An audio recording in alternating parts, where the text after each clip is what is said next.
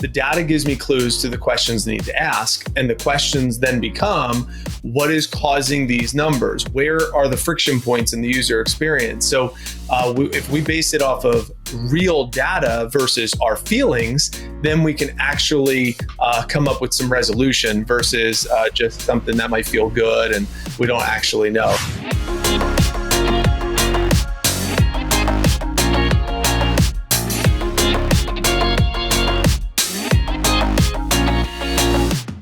Just to dive right in and just start adding value into people's lives, reporting and analytics, no matter what sort of business you run, you can tell the health of your organization based upon certain metrics. For every single one of you, those metrics are going to be different. We'll talk about that. But if you don't have a really robust reporting and analytics process, then you really should consider getting one. And today should give you some building blocks for that. Mike, when you start to think about reports, analytics, metrics, these sorts of things, where does your mind go immediately? And then we can get into some nitty gritty stuff. But I'd love for you to kick us off here.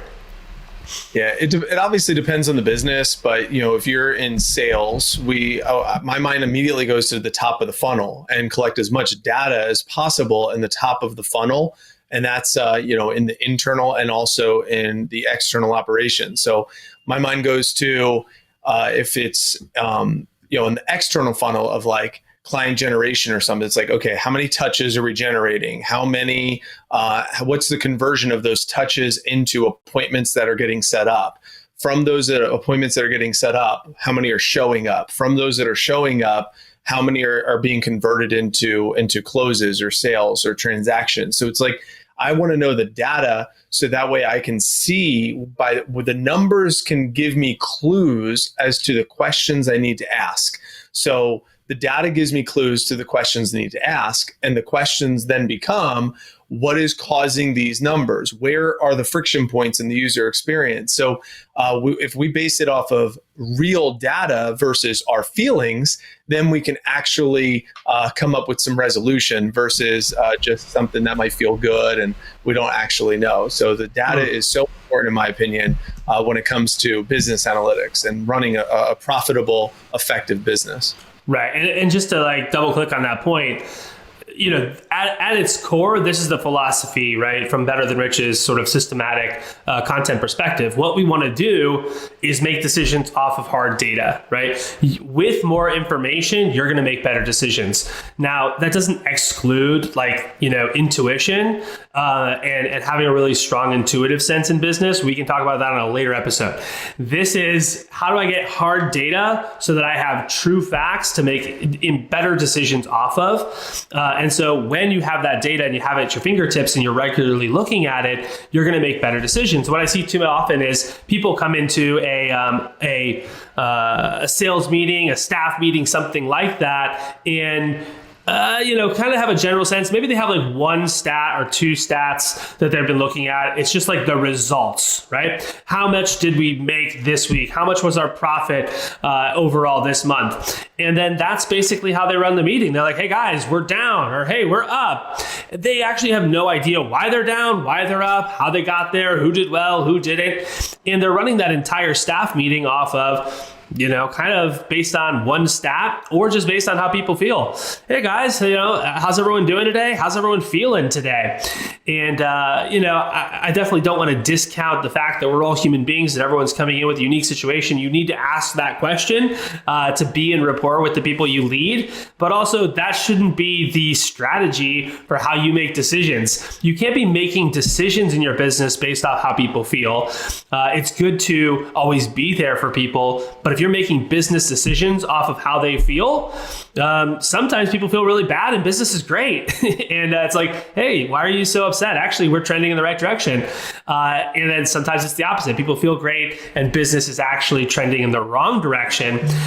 This is particularly true when you start to think about what are leading indicators versus trailing indicators. Maybe your bottom line, sales number or profit number is actually pretty good, but there's some red flags around the corner that if you don't fix in the next 3 months, you're going to have a problem in this staff meeting 3 months from now. So that's my little rant, Mike, but where do you want to take it next?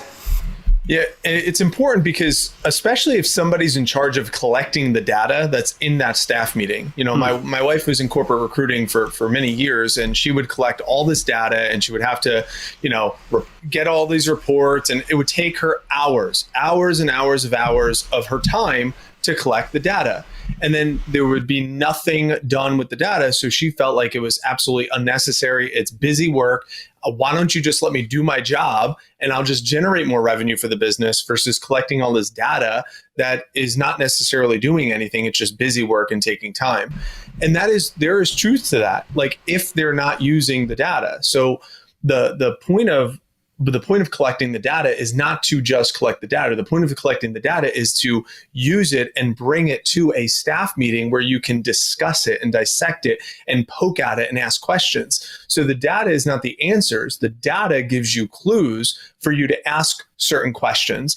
And using a specific example inside of a business. Let's say if you are running specifically a sales team. Let's say if you're running a sales team.